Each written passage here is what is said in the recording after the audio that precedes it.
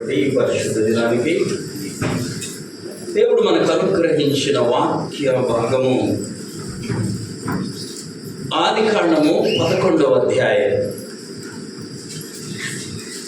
బైబిల్లో ఉన్న వారందరూ దయచేసి చూడండి. ఆదికాండము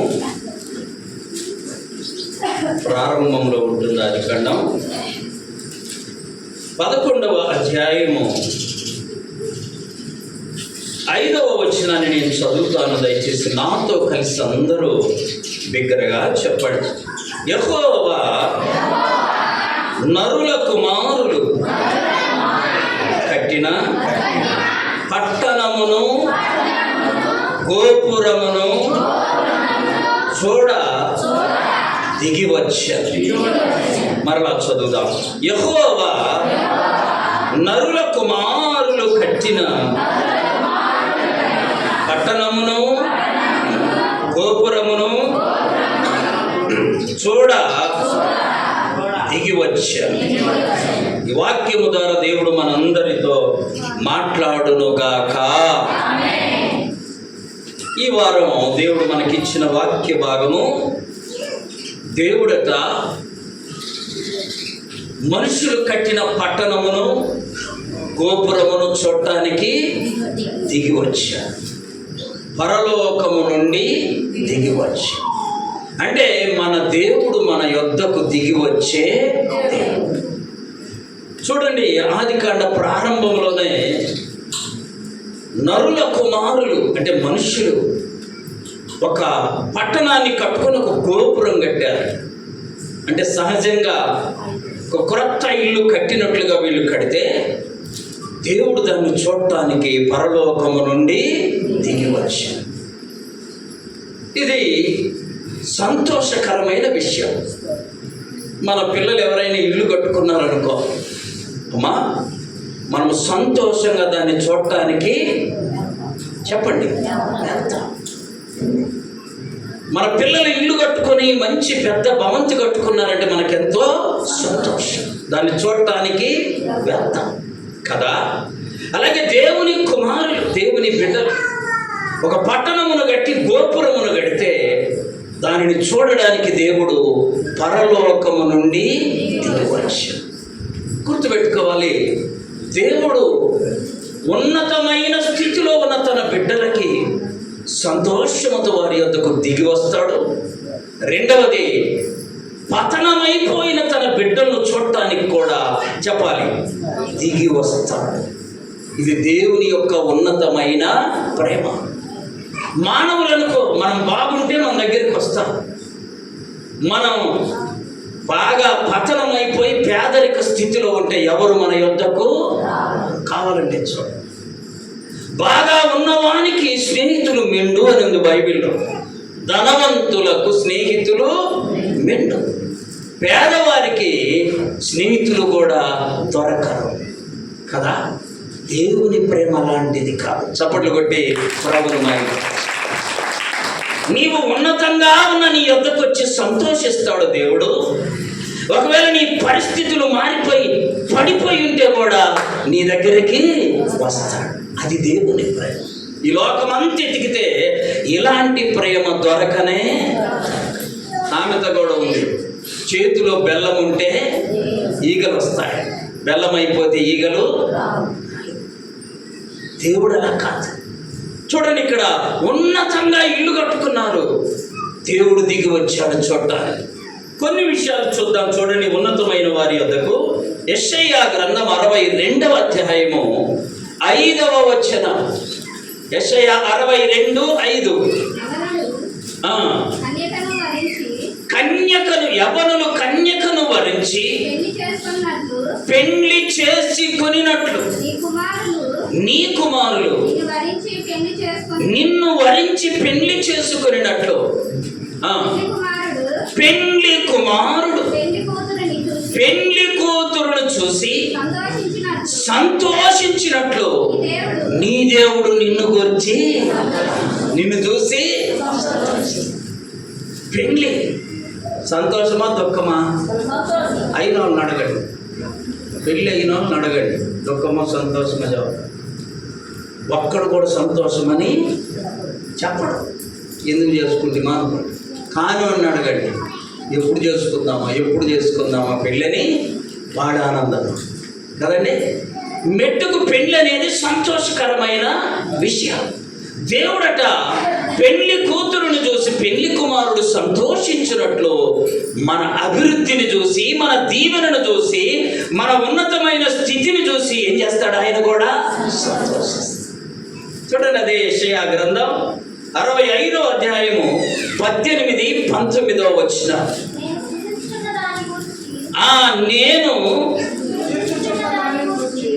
దానిని గూర్చి, సృజించిన దానిని గూర్చి నేను ఎల్లప్పుడూ హర్షించి ఆనందించండి. నిశ్చయముగా నేను యెరూషలేమును ఆనందకరమైన స్థలముగా చేస్తాను. దేవుడు అంటాడు, నేను సృజించిన ప్రతి దాన్ని చూసి మీరు సంతోషించండి. ఆయన కూడా మన అభివృద్ధిని చూసి ఏం చేస్తాడు? సంతోషిస్తాడు. అవసరమైన మన దగ్గరికి వచ్చి, దిగి వచ్చి మన సంతోషంలో పాలి భాగస్థుడు. చూడండి వాక్యం, ఆదికాండం 45వ అధ్యాయము 28వ వచనం. అప్పుడు ఇశ్రాయేలు ఇంతే చాలును, నా కుమారుడైన యోసేపు ఇంకా బ్రతికి ఉన్నాడు. నేను చావక మునుపు వెళ్ళి అతనిని చూసి సంతోషిస్తాను. అలాగే 46వ అధ్యాయం 30వ వచనం. అప్పుడు ఇశ్రాయేలు యోసేపుతో నీవు ఇంకా బ్రతికి ఉన్నావు, నీ ముఖమును చూచి తిని గనుక ఇక నేను చనిపోతానయ్యా. రాజుల మొదటి గ్రంథం 9వ అధ్యాయం 1, 2, 3 వచనం. మొదటి రాజుల గ్రంథం. సొలొమోను దేవుని మందిరమును రాజనగరును కట్టుటయు తాను చేయగోరినదంతటిని చేయుటయు ముగించిన తరువాత గిబియోనులో ప్రత్యక్షమైనట్టు రెండవ మారు దేవుడు అతనికి ప్రత్యక్షం. సొలొమోను యెరూషలేమును కట్టించాడు. దావీదు కట్టించాలంటే చెప్పాలి, దేవుడు ఒప్పుకోవాలి. దావీదు రాజు, ధనముంది, బలముంది, అధికారం ఉంది, కానీ మందిరం కట్టాలంటే దేవుడు ఏమన్నాడు? నీవు కట్టకూడదు. అంటే మందిరం కట్టాలంటే అందరి పని చెప్పాలి, అందరి చేత. సొలొమోనును కట్టమంటే సొలొమోను కట్టాడు, మందిరం కట్టాడు, తను ఉండడానికి ఒక మంచి నగరాన్ని కూడా. అప్పుడు దేవుడు సొలొమోనుకు ప్రత్యక్షమాయను. ఆమేన్. దేవుడు సొలొమోనుకు అంటే ఒక మంచి కార్యం జరిగితే దేవునికి కూడా సంతోషం, వారి యొద్దకు ఆయన కూడా వస్తాడు. ఇప్పుడు పెళ్లి జరుగుతుంది మన ఇంట్లో, వారం రోజుల నుంచి ప్రార్థన చేయాలి, ఎడ తీరుద్దా. బట్టలు సాపకపోతే నడిజామ అయింది, సరుకులు లేకపోతే కడజామ అయింది, ప్రార్థన ఉండనే మీ దేవుడు ఎందుకు వస్తాడు? అందుకే ఆ పెళ్ళిళ్ళల్లో నెమ్మది ఉండదు, సమాధానము. మీరు గమనించారో లేదో, అన్నీ చేసుకొని పెళ్ళి స్టేజీ దగ్గరికి వచ్చేది 1, 12:30 అట్లా అవుతుంది టైం. వస్తూ ఏమంటారు తెలుసా? అయ్యా తొందరగా. ఏంటి తొందరగా? ఈ పెళ్లి జీవితం కూడా తొందరగానే అయిపోతుంది. ఎప్పుడు దేవుని కార్యాన్ని తగ్గించి మన కార్యాలను పెంచుకోకూడదు. అదే భోజనాల దగ్గరికి వెళ్ళి తొందరగా తినమంటారా? చెప్పాలి. అంటే ఎవడన్నా పొరపాటున వాడిని నడుస్తారు, తొందరగా తినమా, నిదానంగా తిని, ఏం పర్లేదమ్మా నిదానంగా తిన అంటామానమా? ఇప్పుడు అదే నిదానంగా తినాల్సింది, ఇదే నిదానంగా వినాల్సింది. ఇక్కడ ఎప్పుడు కూడా నిదానంగా మంచి వాక్యం చెబుతారేమో విందామనే మాట రాదు పెళ్ళిళ్ళు. కానీ దేవునికి సంతోషం ఏంటో తెలుసా? ఆయన ఉండి జరిగిన పెళ్ళి ఎంతో సంతోషం. ఆయనకి ఎంతో సంతోషం. ఆయన లేకుండా జరిగే పెళ్ళిళ్ళు ఆయనకు సంతోషము. అయినా కనికరం కలిగిన దేవుడు వాటిని కూడా ఆశీర్వదిస్తాడు. ఉదయం వెళ్తాము ఒక చోట పెళ్ళండి, 10ంటికి రావాలయ్యా అంట. సాయంత్రం అయింది, సాయంకాలం అయింది. అప్పటికి అందరూ తిని త్రాగి అన్నీ అయిపోయి అప్పుడు వస్తారు పెళ్లి చేయ. చూసారా? అందుకే దేవుడు ఉండడు ఆ పెళ్ళిళ్ళలో. ఆమె నీ ఇంట వివాహ కార్యక్రమం ఉంటే జాగ్రత్తగా వినండి. 10 రోజుల ముందు నుంచే ఏం చేయాలి? దేవుడు వచ్చి నీ పెళ్లిలో కూర్చుండునుగాక. ఆయన రాకుండా, ఆయన లేకుండా నువ్వెంత పెళ్లి చేసినా వ్యర్థమే, వ్యర్థమే. చూడండి, ఇక్కడ సొలొమోను రాజుగా ఉండి యెరూషలేమును కట్టాడు, తన నగరును కట్టించుకున్నాడు. దేవుడు అతనికి ప్రత్యక్షము అయ్యాడు. అంటే దేవుడు అతనికి కనబడ్డాడు. ఒక మనిషి ఉన్నతంగా ఉంటే దేవుడు దర్శించిన విషయాలు చూశాడు. ఇప్పుడు కొంతమంది పడిపోతే కూడా వారి యొద్దకు వచ్చాడు దేవుడు. చూద్దాం, చూడండి. నిర్గమకాండం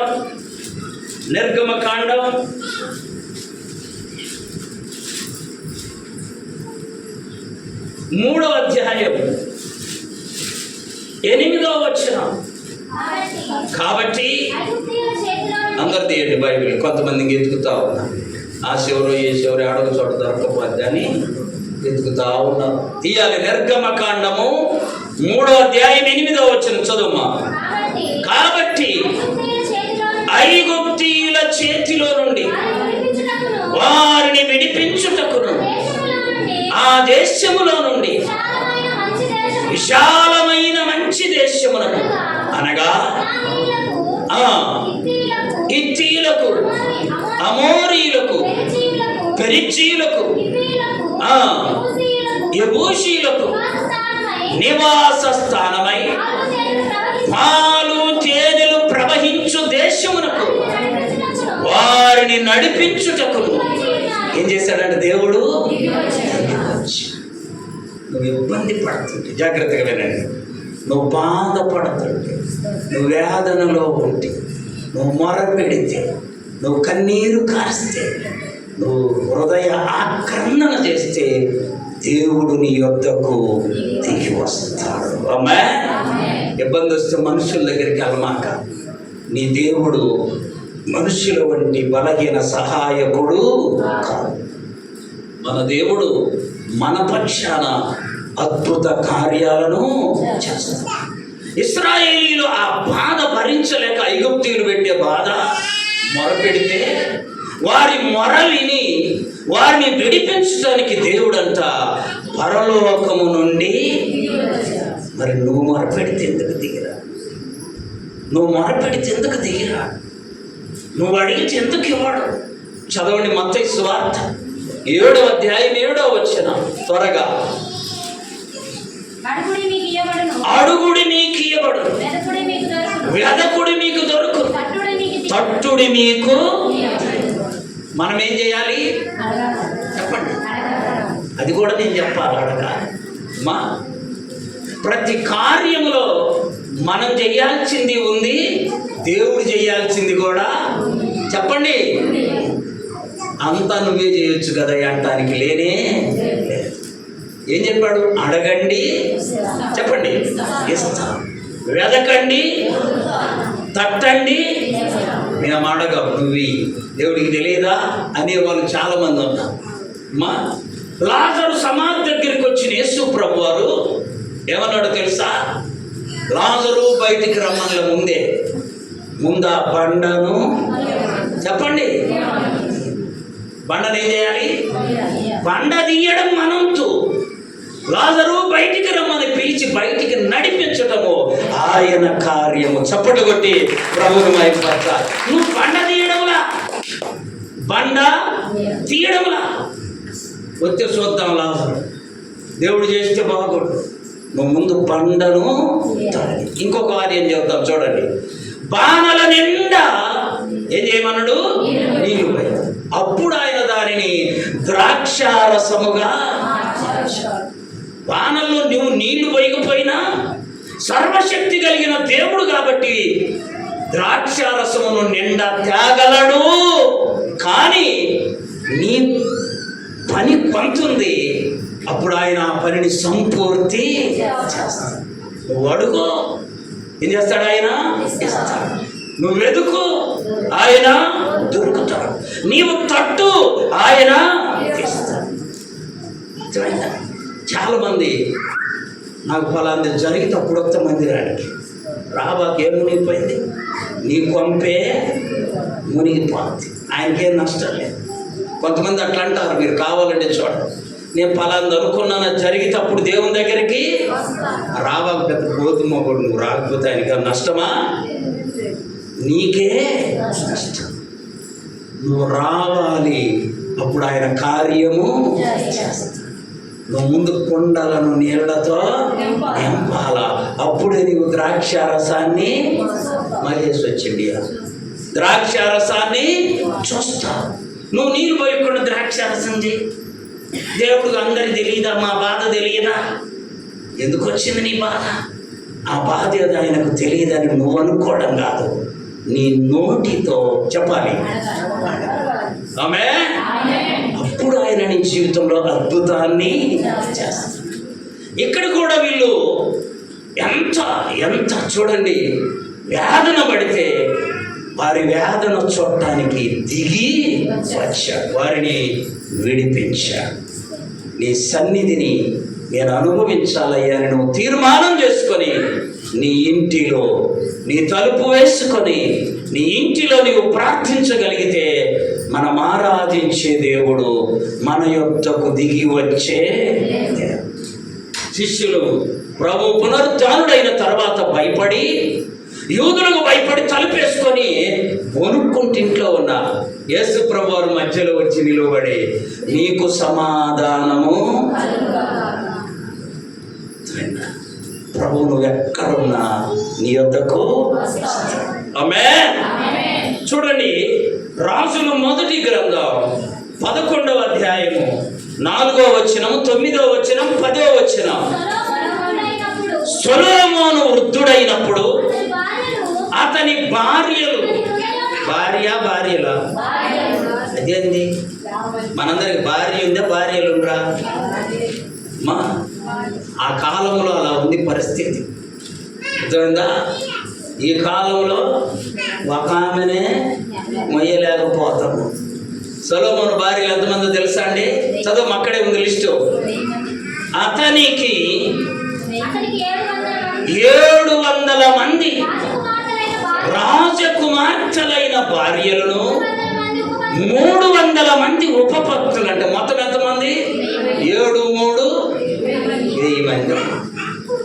అసలు ఒక ఆమెతో మాట్లాడితే ఇంక మళ్ళా ఆమెతో మాట్లాడాలంటే సంవత్సరమాగా 1000 మంది. చూసా? ఆ పరిస్థితుల్లో సొలొమోను దారి తప్పుతాడు. అన్య దేవతలు. చదువుమా 9వ వచనం. ఇశ్రాయేలీల దేవుడైన యెహోవా అతనికి 2 మార్లు ప్రత్యక్షమయ్యి, నీవు ఇతర దేవతలను వెంబడింపవలదని ఆజ్ఞాపించినను సొలొమోను హృదయము దేవుని యొద్ద నుండి. ఇప్పుడు బాగుంటే వచ్చాడు సొలొమోను దగ్గరికి. ఇందాక చదువుకున్నా, యెరూషలేమును రాజనగరును కట్టిన తర్వాత దేవుడు సొలొమోనుకు కనబడ్డాడు కదా. ఇప్పుడు పతనమయ్యాడు. భార్యల మాటలు విని అన్య దేవతలను వెంబడిస్తూ ఉంటే అప్పుడు కూడా ప్రేమ కలిగిన దేవుడు అతని యొద్దకు. చూసా? నువ్వు బాగున్నా నీ దగ్గరికి వచ్చే దేవుడు యేసయ్యా, నువ్వు పడిపోయిన నీ దగ్గరికి వచ్చే దేవుడు యేసయ్య. సొలొమోను బాగున్నప్పుడు వచ్చాడు, పతనమైపోయినప్పుడు కూడా చెప్పండి నోటితో వచ్చాడు కదా. ప్రభు కృపను బట్టి అట్టి దేవుణ్ణి మనము కలిగి ఉన్నాము. ఆమేన్. ఆమేన్. సొలొమోను తన భార్యలను బట్టి 10వ వచనములో ఉంది, చదువుమా. నీవు ఇతర దేవతలను వెంబడింపవలదని ఆజ్ఞాపించిన సొలొమోను హృదయం ఆయన యొద్ద నుండి తొలగిపోయాడు. యెహోవా చూసారా, తనకిచ్చిన ఆజ్ఞను అతడు గైకొనకపోగా యెహోవా చూడండి, కోపం వచ్చే పని కూడా చేస్తాడు.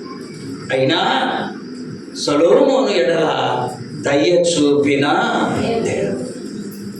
బాగున్నప్పుడు వచ్చాడు, సంతోషించాడు, మందిరాన్ని కట్టాడు, నగరాన్ని కట్టాడని పెండ్లి కుమారుడు పెండ్లి కూతురును చూసి సంతోషించినట్లు దేవుడు సొలొమోను పనిని చూసి సంతోషించాడు. ఇక్కడ పతనం అయిపోయి అన్య దేవతలను వెంబడించుంటే అప్పుడు కూడా అతని యొద్దకు వచ్చి అతనికి ప్రత్యక్షమయ్యా ఇలా చెయ్యొద్దని చెప్తాడు. ప్రేమ కలిగిన, అందుకనే దేవుని ప్రేమంత ప్రేమ ఈ భూమి మీద ఎక్కడా యోహాను రాసిన పత్రికలో ఉంది చూడండి. దేవుడు ప్రేమయ్యున్నాడు. యోహాను రాసిన మొదటి పత్రికలో ఉంది, దేవుడు ప్రేమ స్వరూపి. ఏ స్వరూపి? ప్రేమ.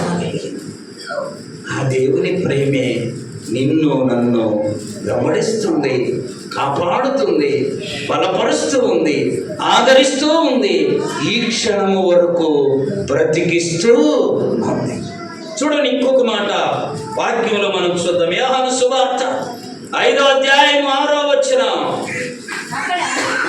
అక్కడ 38 ఏండ్ల నుండి వ్యాధి గల ఒక మనుష్యుడు ఉండేను. యేసు వాడు పడి ఉండుట చూసి వాడప్పటికి బహుకాలములో ఆ స్థితిలో ఉన్నాడని ఎరిగి వాని దగ్గరికి వచ్చాడు. చెప్పాలి, వాని దగ్గరికి ఆయన వచ్చాడా? ఆయన దగ్గరికి వాడు వెళ్ళాడా? వాడి దగ్గరికే వాడు నడవలేని స్థితిలో, కాళ్ళు లేని స్థితిలో ఉన్నాడు. వాని దగ్గరికి వాడు పడి ఉండుట చూసారా, పడి ఉండుట చూసి వాని దగ్గరకు వచ్చాడు. ప్రభు, నువ్వేమీ చేయలేని నిస్సహాయ స్థితిలో పడి ఉన్నావనుకో, మనం ఆరాధించే దేవుడు నీ దగ్గరికే చెప్పాలి వస్తాడు. నిన్నే లేవనెత్తుతాడు, నిన్నే బలపరుస్తాడు, నిన్నే అనేక మందికి సాక్షిగా నిలవబడతాడు. వాడు అప్పటికి ఎన్ని ఏళ్ళ నుంచి ఉన్నాడంట? 38 ఏళ్ళ నుంచి ఉంటే అక్కడున్న వాళ్ళ ఎవరికి వాడి మీద కనికరము, దయ, ప్రేమ, దేవునికి మాత్రమే వాని ఎడల ప్రేమ కలిగింది. ఇదే ఈ నిరీక్షనే నిన్ను నన్ను కడవరకు బ్రతికించునుగాక. లోకమంతా ద్వేషించవచ్చు, ఎవరు నిన్ను పట్టించుకోకపోవచ్చు. నేను అనుకుంటాను వాళ్ళ అమ్మా నాన్నలు కూడా వదిలేసి ఉంటారు. 1 సంవత్సరమా, 2 సంవత్సరాలా, లేక 10 ఏళ్ళ, ఎన్ని ఏళ్ళు? 38 ఏళ్ళ నుండి ఉన్నాడు. ఒకసారి పిల్లవాడు కొంచెం మెంటల్గా పుట్టాడు. మెంటల్గా పుడితే 10 ఏళ్ళు 12 ఏళ్ళు వచ్చాయి. ఆ తల్లి ప్రార్థనకు వెళితే ప్రార్థన చేస్తూ ఆమె ఏడ్చుకుంటూ ఆ ప్రార్థన అయినాక నాకు చెప్తుంది, అయ్యా నువ్వు పుట్టకపోయి ఉన్నా బాగు. ఏమనింది? పుట్టకపోయినా ఎన్ని ఏళ్ళకో తెలుసా? 12 ఏళ్ళకి. అర్థమైందా? అంటే ఆ బాధ ఆమె భరించలేక తినేది లేదు, తిని పెట్టాలి, ఏ పని సొంతగా చేసుకొని అన్నీ తానే చేయాలి. ఒక 2-3 ఏళ్ళు చేయడం అంటే సంతోషం మనకి, 10 ఏళ్ళు చేయడం సంతోషము కాదు, 20 ఏళ్ళు చేయడం సంతోషము కాదు. ఇప్పుడు ఎన్ని ఏళ్ళు అయింది ఇతను అక్కడ కూర్చోబట్టి? అందుకే తల్లి వెళ్ళిపోయాడు. తండ్రి కూడా వదిలేసి వెళ్ళిపోయి ఉంటాడు. బంధువులు కూడా ఎవరు దగ్గరికి, వీళ్ళందరూ వదిలేస్తే యేసు ప్రభు అతని యొద్దకే వచ్చాడు. వాడప్పటికి బహుకాలము నుండి ఆ స్థితిలో ఉన్నాడని ఎదిగి వాని దగ్గరికి వచ్చాడు. వాక్యం వింటున్న దైవ జనమా, నీ దగ్గరకు వస్తాడు ప్రభు. అధైర్యపడమాక, ఆవేదన చెందమాక. ప్రభు నీ దగ్గరికి వస్తే ఆకాశమును భూమిని సృజించిన ఆయన హస్తాన్ని నీకు తోడుగా ఉంచి బలపరుచునుగాక. మరొక వాక్యం చూడండి, దేవుని యొక్క పరిశుద్ధ గ్రంథంలో దానియేలు గ్రంథం 3వ అధ్యాయము 24-25 వచనాలు. రాజుకు నెబుకద్నెజరు ఆశ్చర్యపడి తీవ్రముగా లేచి, మేము 3 మనుష్యులను బంధించి అగ్నిలో వేసితివి కదా అని తన మంత్రులను అడిగారు.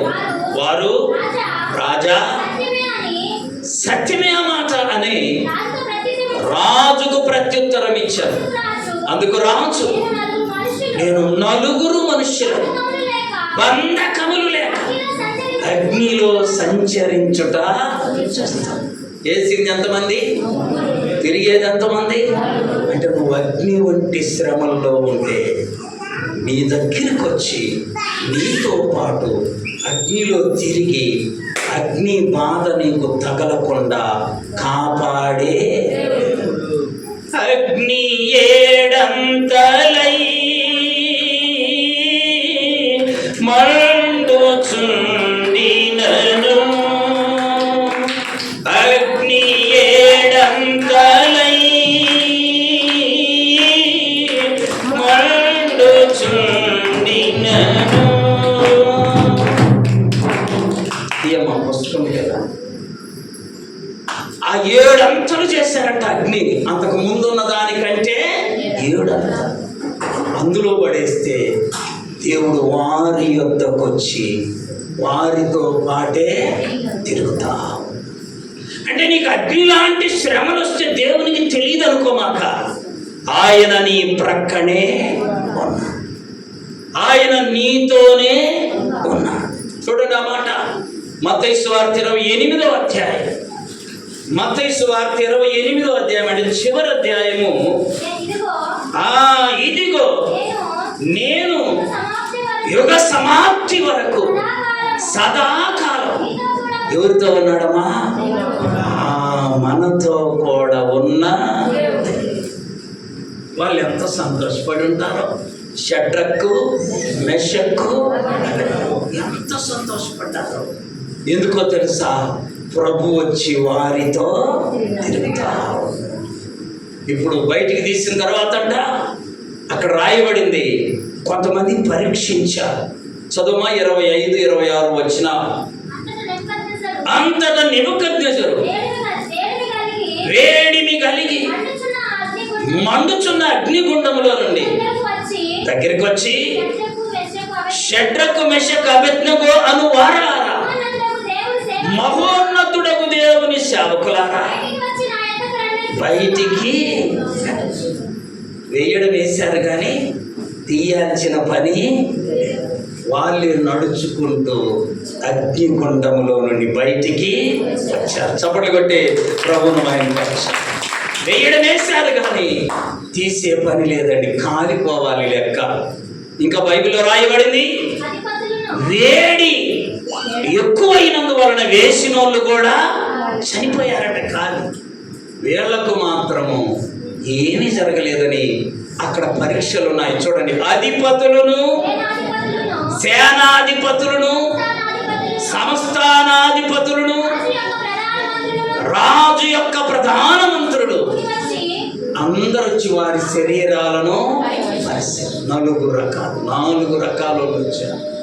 అధిపతులు, సేనాధిపతులు, సంస్థానాధిపతులు, ప్రధానులు వచ్చి వారి శరీరాన్ని పరీక్షించారు.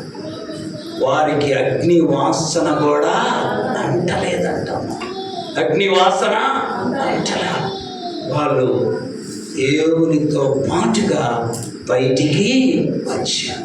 నీకు కుండం వంటి సమస్య వచ్చిందా? భయపడమాక. షడ్రకు మెషకు అబేద్నెగోలతో తిరిగిన దేవుడు నీతో కూడా ఆ కుండములో ఉండి నిన్ను బయటికి తేగలడు. ఆ గొప్ప నిరీక్షణ మనలో ఉండవలసిన అవసరత ఉంది. వాక్యం ఎంత చక్కగా బోధిస్తుందో చూడండి. నలుగురు కనపడుతున్నారు.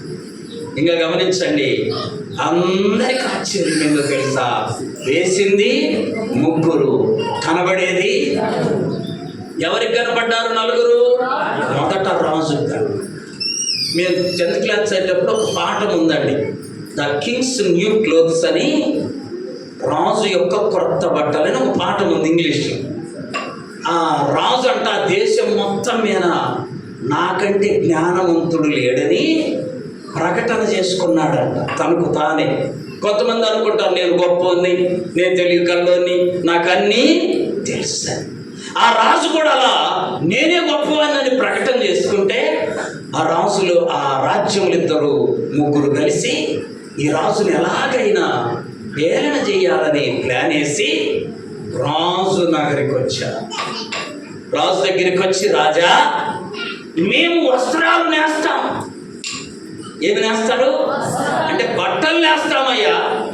మేము నేసిన వస్త్రాలు జ్ఞానవంతులకు తప్ప వేరే వాళ్ళకు కనబడనే. ఈ రాజు ఏమనుకుంటుండు? అందరి లేకల్లా నేను జ్ఞానవంతుని అనుకున్నా. ఈ మంత్రులు చుట్టూ వాళ్ళందరూ, అబ్బా భలే మంచి వస్త్రాలయ్యా, నువ్వు అందరికంటే జ్ఞానం కలిగినోడు కాబట్టి నీకు కనబడతాయి, మంచి వస్త్రాలు అయిపోనుకయ్యా. ఇలా ముగ్గురికి వస్త్రాలు ఏమైనా ఆజ్ఞ ఇచ్చాడు. నేస్తా ఉన్నారు, వడ్డీదే ఇట్టిట్టంటా ఉన్నారు కూర్చొని. వాడికి భోజనాలు పెడతారు, మంచి వసతులు ఏర్పాటు చేశారు. వస్త్రాలు ఏమంటే వస్త్రాలు ఏం చేస్తున్నారు వీళ్ళు? నేస్తాం.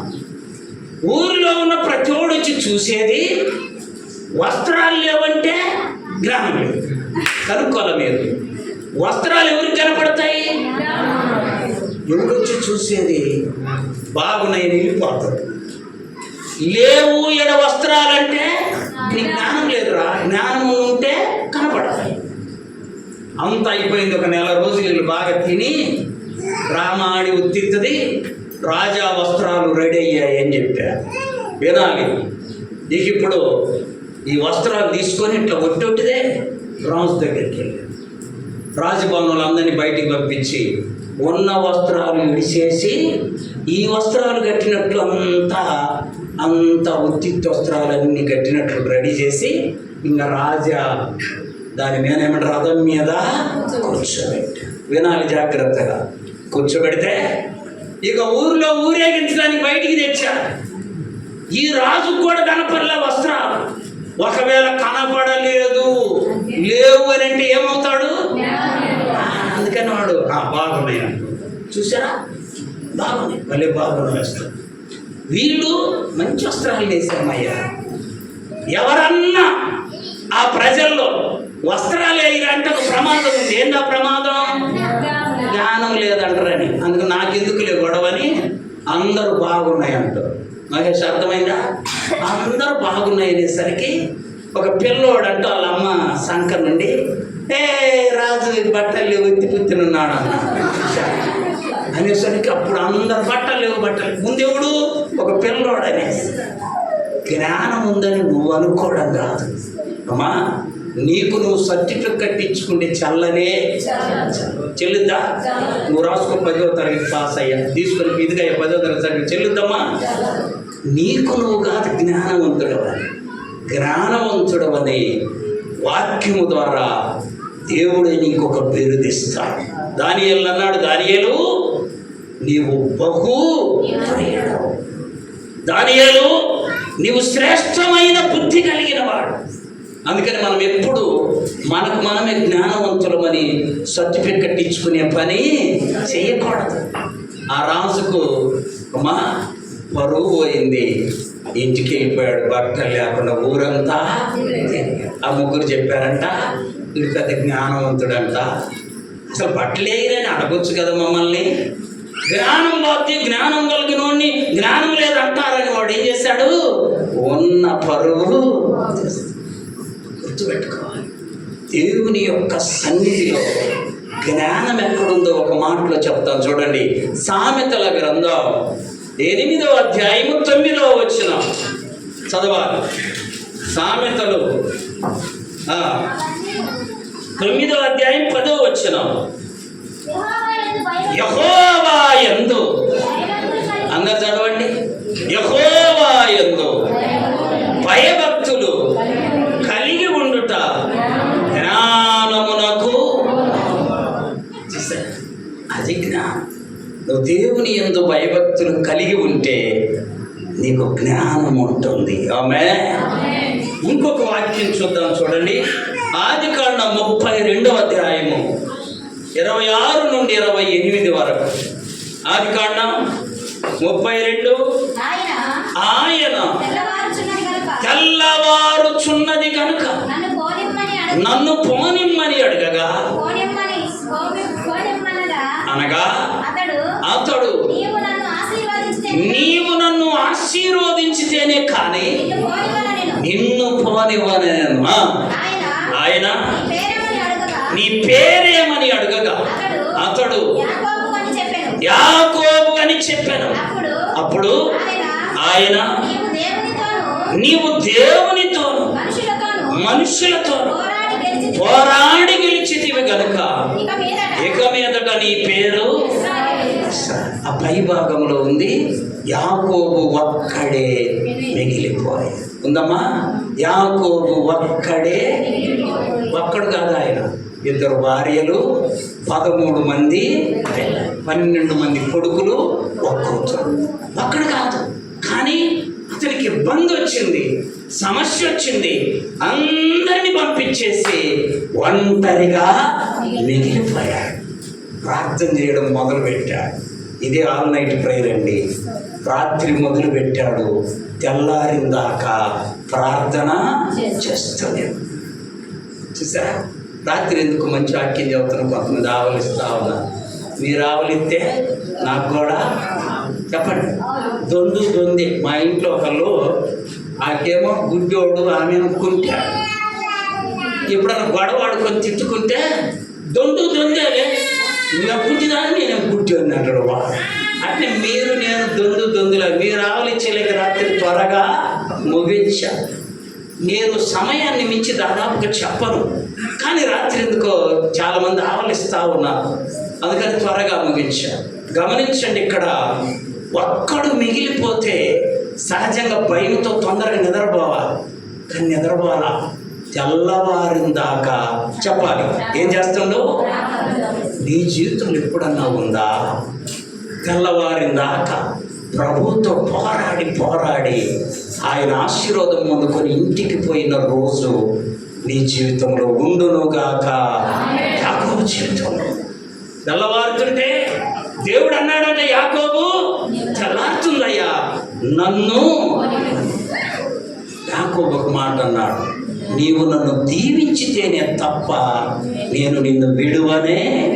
నిన్ను నేను విడువను దేవా, నీవు నన్ను దీవించు వరకు నిన్ను నేను విడువను దేవా, నీవు నన్ను దీవించు వరకు నిన్ను నమ్మిన వారలనెల్లా,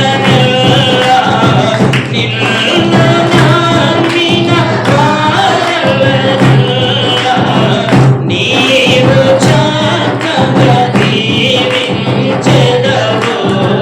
నిన్ను నేను విడువను దేవా, నీవు నన్ను దీవించు వరకు. ఎప్పుడు దాకా ప్రార్థన చేసినావు అంటే మన జవాబు ఏంది? నిద్ర వచ్చింది నాకు, అంతే కదా. ఎప్పుడు దాకా ప్రార్థన చేశావు? ఆవులింతలు వచ్చింది. ఎప్పుడు దాకా ప్రార్థన చేశావు? మా గంట 2 గంటలు అట్లా కదా. యాకోబు జవాబు ఏందో తెలుసా? నీవు నన్ను దీవించు వరకు నేను నిన్ను విడువనే. జవాబు వచ్చేంత వరకు నేను నిన్ను విడువనే. యాకోబు ఆదరణ కలిగించాడు దేవుడు వచ్చి. ఆమె నీ అన్న నిన్నేం చేయడయా, నిన్ను ఎవరు ఏమి. ఒక గొప్ప చూసారా? ఇంకొక వాక్యం చూస్తాం. ఆదికాండం 18వ అధ్యాయం 1వ వచనం. ఆదికాండం 18:1. మరియు మమ్రే దగ్గరనున్న సింధూర వనములు అబ్రహాము ఎండవేళ గుడారపు ద్వారం అంటే వాకిట్లో కూర్చొని ఉన్నప్పుడు దేవుడు ఆయనకు ఎందుకు కూర్చొని ఉన్నాడంటే, గుమ్మములు దిమారుపోయి దిగాలుగా దిగులుతో నీ కొడుకునిస్తానని దేవుడు చెప్పేప్పటికి 24 ఏళ్ళు. ఎన్నేళ్ళమ్మా? అప్పుడు 10 ఏళ్ళు అయిపోయింది. ఇంకెందుకు పడతారు మనోళ్ళనే? ఏ 15 ఏళ్ళు చింగి అమ్మాయికి పిల్లలు పుట్టనే మనం తీర్మానాలు చేస్తాం. అబ్రహాము భార్యకు దేవుడు చెప్పినాక 25 ఏళ్ళకు కొడుకు పుట్టాడు తెలుసా? ఇప్పుడు 24వ సంవత్సరం ఇది. 18వ అధ్యాయంలో ఆలోచిస్తూ ఆవేదన చెందుతూ ఉండి ఉంటాడు. కానీ 10వ వచనంలో దేవుడు ఒక మాట చెప్పాడు, చదవాలి. అందుకు ఆయన మీదటికి ఈ కాలమున నీ యొద్దకు నిశ్చయముగా మరలా వస్తా. అప్పుడు శారా కౌగిట కుమారుడు వచ్చాడు. చూసారా? వచ్చే సంవత్సరం వస్తానయ్యా, నువ్వు దిగులు పడమా, చింత పడమా, దిమారుగా కూర్చోమాక కదా. గుమ్మలు కూర్చొని ఉన్నాడు. అటు బయటికి చూస్తుంటే ఊరు లేడే, పిలిచే పిల్లలేరే. దేవుడు చెప్పి 24 ఏళ్ళు అయిపోయిందే అనుకుంటాడు. 14వ వచనం చదవాలి అక్కడే. దేవునికి అసాధ్యమైనది ఏమైనా ఉన్నదా? జవాబు చెప్పాలి. ఏమీ. ఆయనకు సమస్తము. 17వ వచనం. అప్పుడు యెహోవా నేను చేయబోవు కార్యం అబ్రహామునకు దాస్తానా? నువ్వు ఆయనకి ఇష్టురాలివైతే, నా మాటేనండి, నువ్వు ఆయనకి ఇష్టుడివైతే, నువ్వు ఆయనకి ఇష్టురాలివైతే ఆయన చేయబోయే కార్యం ముందే నీ దగ్గరికి వచ్చి తెలియచేస్తాడు. చప్పట్లు కొట్టి ప్రభువును మహిమపరచండి. మాకు దాదాపు 10 రోజుల ముందు, వారం ముందే సంఘంలో ఒక మరణము రాబోతుందని చెప్పాడు కదా.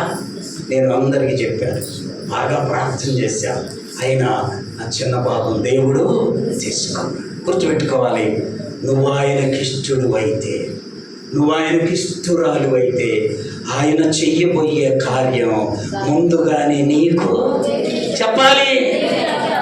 నువ్వేమి ఇష్టరాలు అయితే నీ ఎంత ఏ కార్యము నీకు చెప్పకుండా దేవుడు చెయ్యనే చెయ్య. ఇప్పుడు 18వ అధ్యాయం 1వ వచనం చదివితే అబ్రహాము ఏడ కూర్చుండు చెప్పండమ్మా. 19:1లోకి వెళ్ళండి. ఆ సాయంకాలమున దేవదూతలు చేరునప్పటికీ లోతు దాన్ని ఏమంటారు ఇప్పుడు మీరు ఆర్చి కాడ కూర్చున్నట్టు. ఇప్పుడు ఫోన్ చేసి ఆడున్నామంటే ఆడెందుకేం పని? ఆ సమాధులు చూడటానికి. ఎవరైనా దెయ్యం లేచి వచ్చి పట్టుకోవడానికి అక్కడ ఎందుకు కూర్చుంటారు? తాళం తీసుకుని ఆడ కూర్చోండి. ఆమె నీకు దీవెన, నీ ఇంటికి దీవెన, నీ కుటుంబానికి ఆశీర్వాదం. అర్థమైందా? లోతు ఆడ కూర్చుండు ఊరి బయట. గవిన అంటే ఊరికి ప్రారంభములు. అబ్రహాము ఏడ కూర్చుండమ్మా? గుమ్మములు. నువ్వు ఏడ కూర్చోవాలి? ఇంటికాడ కూర్చో. ఎక్కడ కూర్చోవాలి? ఇంటి దగ్గర కూర్చో. ఆయన గుమ్మములో కూర్చుంటే బైబిల్లో ఉంది అంత ముచ్చటగా. శారమ్మ లోపల. ఆమె ఇప్పుడు ఆమె బయట ఈడు లోపల అన్నట్టు ఉంటుంది కొన్ని చోట్ల. అబ్రహాం గారి దగ్గర అట్లా లేదు. ఆయన గుమ్మములో ఉంటే ఆమె ఎక్కడుంది? లోతు ఊరి గవిని కాడుంటే భార్య ఆడుంటుంది, ఊరిలో ఉంటుంది. అర్థమైందా? లోతు ఆడున్నాడు ఊరి గవిని అంట. గవింట్లో ఉన్నాడు. ఉండాల్సింది గవింట్లో. అందుకే లోతింటికి శోధన వచ్చింది. నీ ఇల్లు నువ్వు విడిచి బయట తిరగకూడదు. ఒక్కొక్కడు నన్ను అడుగుతాడు, ఏంది ఈ మధ్య కనపడలా అంటే వాడు నాకేం ఉద్యోగం, వాడి దగ్గర పోయి కనపడలే. నన్ను అడుగుతాడమ్మా, ఏంది ఈ మధ్య కనపడట్లేదు సార్, రేపు నుంచి వచ్చి కనపడతాయి, ఏమైనా పని ఉందంటే అక్కడ ఏం పని లేనప్పుడు ఎందుకు, నీకెందుకు నాకెందుకు. బయట మనం కనపడకూడదు. ఆమె పని ఉంటే తప్ప నీవైనా నేనైనా బయట తిరగకూడదు. తిరిగేది ఎవడు? బైబిల్లో ఉంది, చదవని. పేతురు రాసిన మొదటి పత్రిక 5వ అధ్యాయం 8వ వచనం. నిపరమైన బుద్ధి గలవారై మెలకువగా ఉండుడి.